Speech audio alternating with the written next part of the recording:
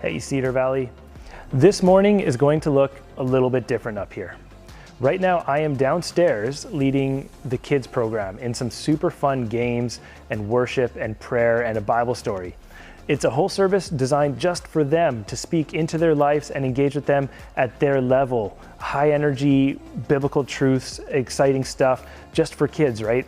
And as we've been saying for some time up here, the youngest in our community are a top priority to pour into and teach the Bible to.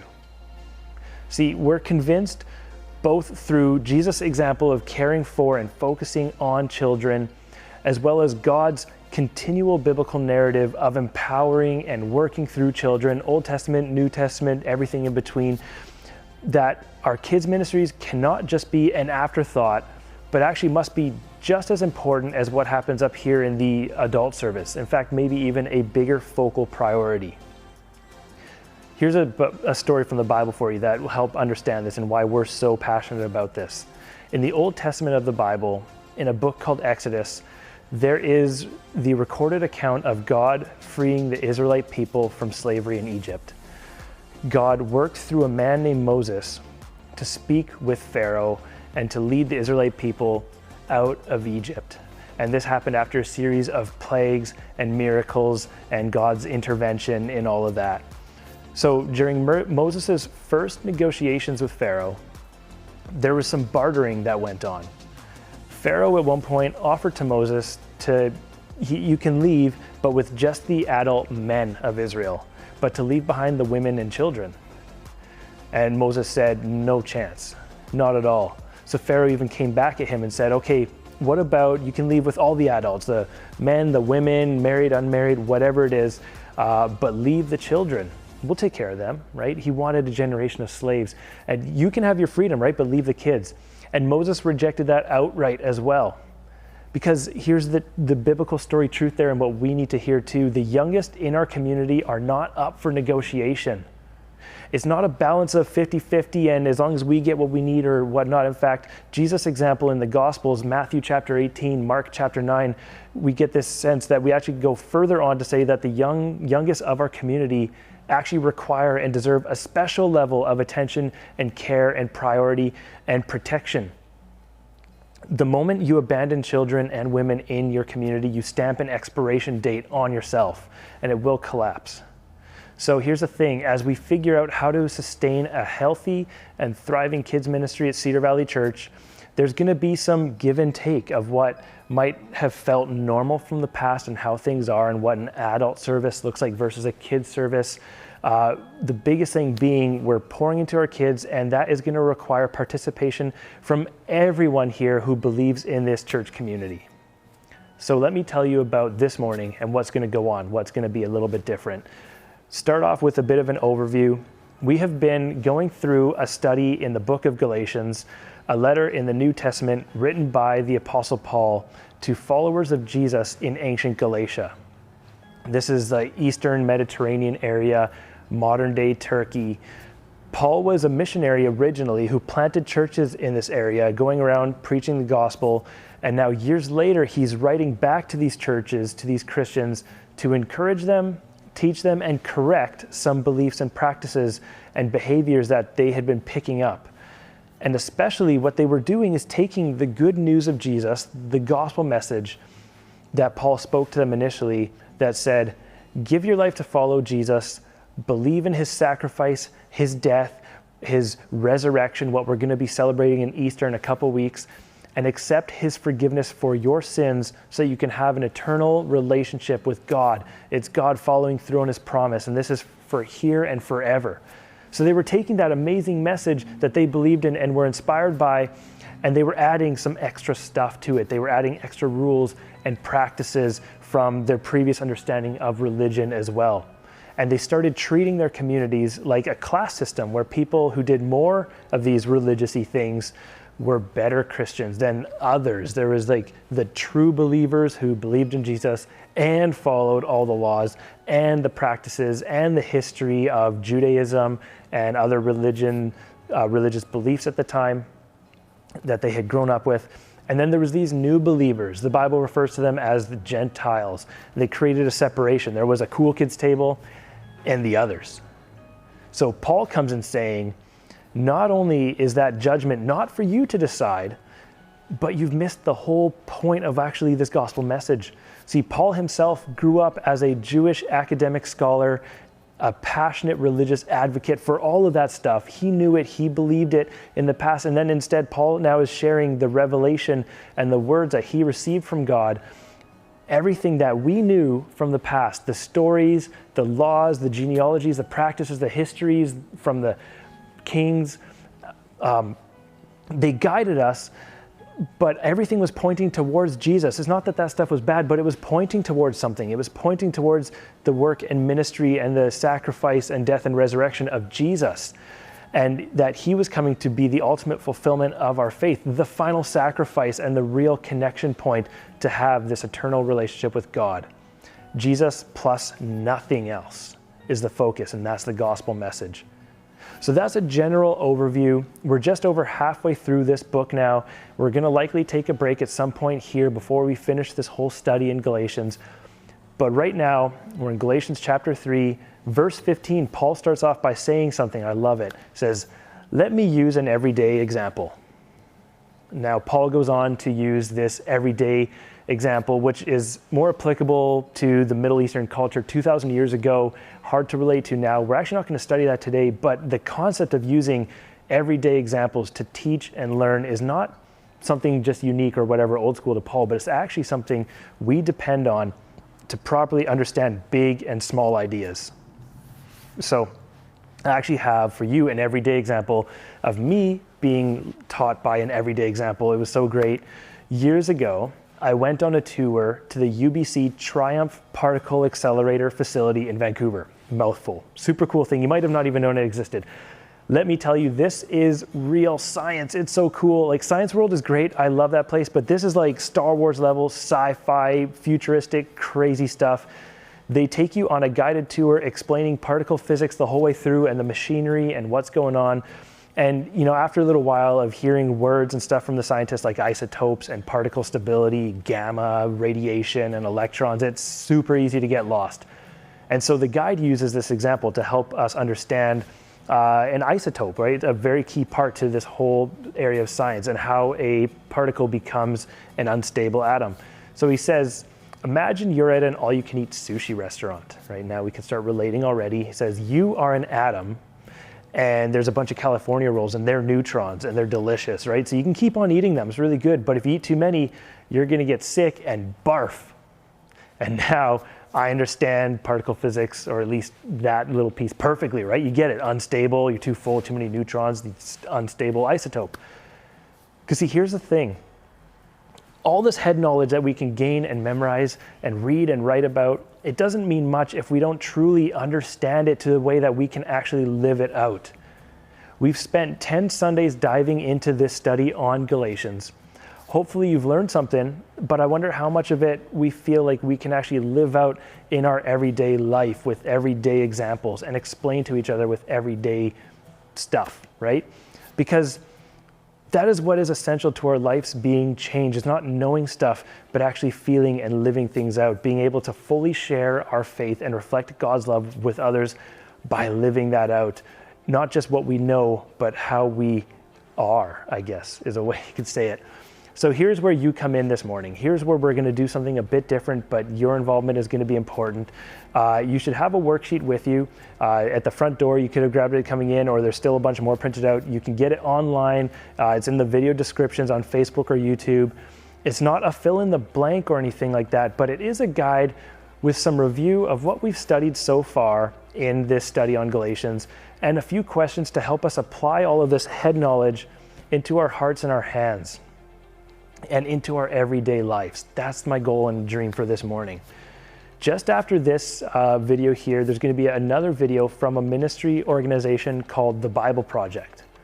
They make YouTube animations that give us insight and overview into biblical ideas and on the individual documents and books and letters of the Bible. So this is a video overview of Galatians. That it will remind us of some of the passages we've covered so far. That's going to be in the worksheet too, and what is still to come in Galatians too. So some spoilers, it's all good though, just the overall ideas. And during that video or after it, Feel free to move chairs around. You can make some groups, or you can work solo. You can work in whatever you want to do. This is going to be a bit of an easygoing kind of Bible study Sunday like we did a couple months back. Take some time to discuss with each other and reflect on your own about how you have applied anything you've learned from this study, Jesus plus nothing. And we can collectively brainstorm and share our experiences and wisdom. If you're joining us online, use the chat on Facebook or YouTube. And after that Bible Project video, there's going to be an extended time, some music in the background just to kind of fill the space a bit. And again, you can do this solo or however you want, just even spend the time in prayer. There's going to be some questions on the screen. So take this opportunity to grab a coffee from the lobby and connect with somebody you don't know at this church. Spend a few minutes just sharing who you are, get to know each other, or even just simply spend some time in prayer and reflection. And at around 11 o'clock, we'll end with some prayer. The kids program will be heading back upstairs, and then we'll go on for the rest of the week. So thank you, Cedar Valley, for actively participating and growing with each other this morning. Let's have a fantastic time. The Bible Project video is going to be coming up in just a moment. Grab a worksheet if you don't have one yet, or head online to find that. And let's just dive into the Word together, collectively discern and share our experiences.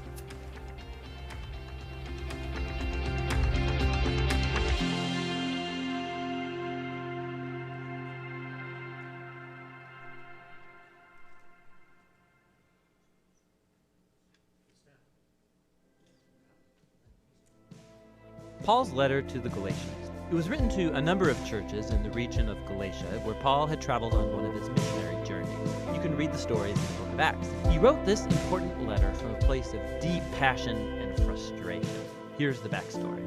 Christianity began as a Jewish messianic movement in Jerusalem, but its message was for all humanity, and so it quickly spread beyond Israel. By Paul's time as a missionary, there were as many non-Jews as there were Jewish people in the Jesus movement, and this sparked a huge debate that we know about from the book of Acts chapter 15. Historically, the covenant people of God were focused in one ethnic group, Israel, and they were set apart by the practices commanded in the Torah, like circumcision of males, eating kosher, observing the Sabbath. And there were many Jewish Christians who believed that for all of these non-Jews to truly become a part of God's family, they needed to obey the laws of the Torah. And so some of these Jewish Christians ended up coming to the Galatian churches. They were undermining Paul and demanding circumcision of all these male non-Jewish Christians. And so many of them were. And when Paul found out, he was brokenhearted and angry. And this letter is the result. He first challenges the Galatians with his summary of the gospel message about the crucified Messiah. He then argues that this gospel is what creates the new multi-ethnic family of Jesus and Abraham. And then he shows how this gospel is what truly transforms people by the presence and power of the Spirit. He opens by expressing his bewilderment that the Galatians have embraced a different gospel. It's the one promoted by these Christians who badmouth Paul and demand circumcision. So Paul first defends the authenticity of his message and authority as an apostle. He was commissioned by the risen Jesus himself to go to the non-Jewish world. Remember the story from the book of Acts. Paul says it was only later that he went to Jerusalem to consult the other apostles like Peter or James. And when he told them he wasn't requiring non-Jewish Christians to be circumcised or eat kosher, they were in full support. But this tension ran deeper. Peter had come to Antioch to visit and see all of these non-Jewish Christians, and he was eating and mingling with them. But when some of this Jerusalem opposition group showed up in Antioch, Peter caved under their pressure. He stopped eating with these uncircumcised Christians, and he was avoiding them. And so Paul confronted and accused Peter of hypocrisy, of not staying true to the gospel. For Paul, demanding these new Christians to become circumcised and Torah observant, it's wrong-headed for all kinds of reasons. First of all, because it's a betrayal of the gospel. Or in his words, people are not justified by the works of the Torah, but rather by the faith of Jesus the Messiah. And we have faith in the Messiah Jesus. To be justified, or literally to be declared righteous, it's a rich Old Testament term for Paul. It's when God declares that someone is in a right relationship with him. They're forgiven, they're given a place in God's family, and they are being transformed by God's grace. And it's Paul's conviction that no one can be justified by observing the commands of the Torah, but only by the faith of Jesus. This is a dense phrase, and it could refer to Jesus' own faithfulness in living and dying on our behalf, or it could refer to our own trust and devotion to Jesus. Either way, the point is clear. People are justified only through trusting in what God did for them through Jesus, not by what they do for themselves. At the heart of Paul's gospel is this claim that when people trust in the Messiah Jesus, what's true of him becomes true of them. His life, death, and resurrection become theirs. Or in his words, I've been crucified with the Messiah, and it's not I who come back to life, it's the Messiah living in me. And the life I now live, I live by faith in the Son of God who loved me and gave himself for me. And so the reason anyone can say that they are right with God or belong to Jesus' covenant family, it's not because they obeyed the laws of the Torah. It's only because of what Jesus did for them that they could never do for themselves. Now, this profound understanding of what Jesus accomplished, it has huge implications for who can now be included in God's covenant family and for what it means to live as a member of that family. So Paul first turns to the stories about Abraham in Genesis, how he was justified or declared righteous before God by simply having faith, by trusting in God's promise that one day all nations would find God's blessing through him and his offspring. God's purpose was always to have one large multi-ethnic family of people who relate to him on the basis of faith, not on the laws of the Torah. But that raises an important question. Why did God give the laws of the Torah to Israel then? Here Paul offers a very brief and dense explanation that he will later fill out in his letter to the Romans. He observes that the laws of the Torah were given to Israel at Mount Sinai long after God's promise to Abraham. And if you read the Torah carefully, he says, you'll see that God always intended the laws to be a temporary measure. He says the laws had both a negative and a positive role. Negatively, the laws acted like a magnifying glass on Israel's sin. They exposed how Israel shared in the sinful human condition, constantly rebelling against God's law. And so the law, which is good, ended up pronouncing Israel guilty and all humanity with them. Or in his words, the laws imprisoned everyone under the power of sin. But the laws also had a positive role. They acted like a strict school teacher that kept Israel in line until the coming of the promised offspring of Abraham, the Messiah. And once the Messiah came, he fulfilled the purpose of the laws on Israel's behalf. Jesus was the faithful Israelite who truly loved God and neighbor. And as Israel's king, he died to take the curse and consequence of Israel's failure into himself and bring redemption. And so now through Jesus, the offspring of Abraham, God's blessing can come to all people, regardless of their ethnicity, social status, or gender. For Paul, requiring Torah observance from non-Jewish Christians, it makes no sense. It's acting as if Jesus didn't fulfill God's promise or deal with our sins. It neglects the new freedom gained for us through Jesus and the gift of the Spirit, and it limits God's promise and blessing to one ethnic family. But, Paul's opponents might argue, the laws of the Torah, they're a proven guide to living according to God's will. How will non-Jewish Christians learn this? Paul responds in chapters 5 and 6 by describing how Jesus' transforming presence through the Spirit is the key. The laws of the Torah are good. They're wise, Paul says. In fact, they can all be summarized, as Jesus did, in the command to love your neighbor as yourself. But the laws, good as they are, they did not give Israel the power to obey them. In contrast, the good news is that Jesus did fulfill the laws on our behalf, and now he lives in us through the Spirit, making his people into new humans who fulfill the law by loving others. So Paul goes on to contrast this old and new humanity. The habits of the old humanity are obvious. These are behaviors that dehumanize people, they destroy relationships and whole communities. And while the laws of the Torah prohibited these behaviors, Jesus actually put them to death on the cross. So when a person trusts in Jesus and lives in dependence on the Spirit, his life becomes theirs and produces what Paul calls the fruit of the Spirit. This is Jesus' way of life that he wants to reproduce in his family so that they become people of love, joy, peace, patience, kindness, goodness, faithfulness, gentleness, and self-control. But this fruit isn't automatic, Paul says. It requires cultivation, just like real fruit. Or in his words, if we live by the Spirit, we have to keep in step with the Spirit. This requires intentionality.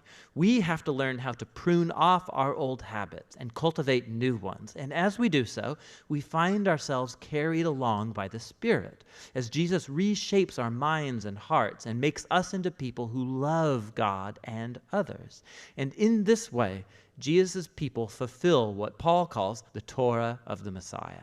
In the end, Paul concludes, this requirement for Christians to become Torah observant or be circumcised, it's an adventure in missing the point. What really matters is God's new creation, this new multi-ethnic family of the Messiah, people full of faith in Jesus who are learning to love God and others in the power of the Spirit. And that's what the letter to the Galatians is all about.